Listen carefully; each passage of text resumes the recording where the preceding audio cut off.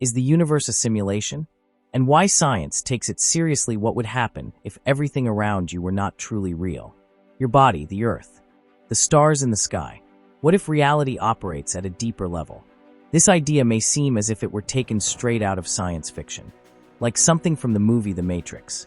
However, the unsettling part is this. Some of the world's most respected scientists and philosophers approach this idea quite seriously. This is called the simulation hypothesis, and it begins with a simple observation.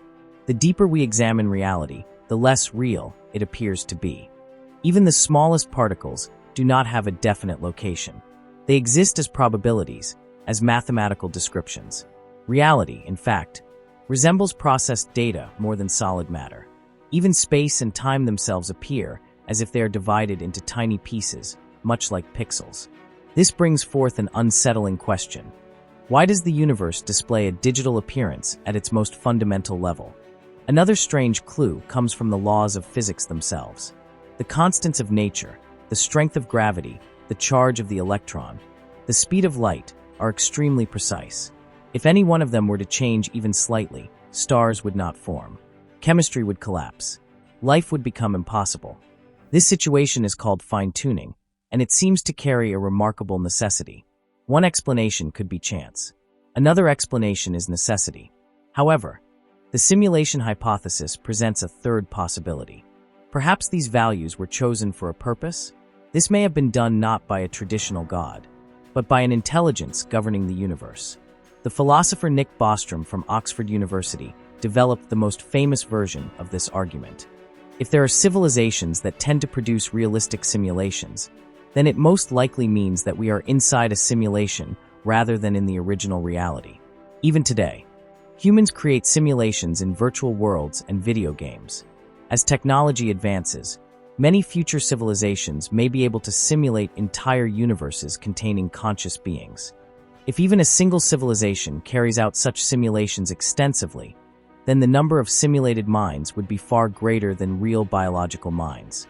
This means that the odds in our favor are quite low.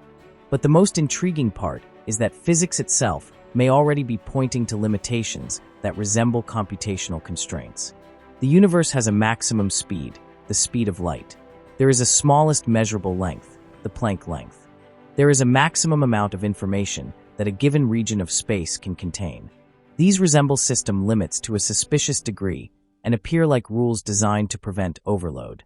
Some physicists claim that reality behaves like an error correction code, fixing inconsistencies as they arise.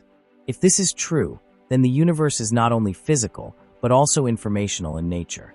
But this is where things become truly unsettling. If we are inside a simulation, what is real? Emotions? Memories? Consciousness? These could still be real, even if the environment is not. This also leads to a disturbing conclusion. If it is possible to start a simulation, it may also be possible to stop it. From inside the system, there would be no warning, no explosion, no collapse, just nothingness. The universe would simply come to an end. But there is another possibility. What if the purpose of the simulation is observation?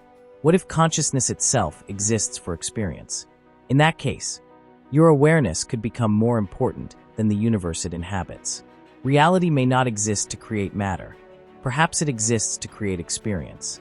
This changes everything, because if this universe is simulated, meaning does not disappear, it increases.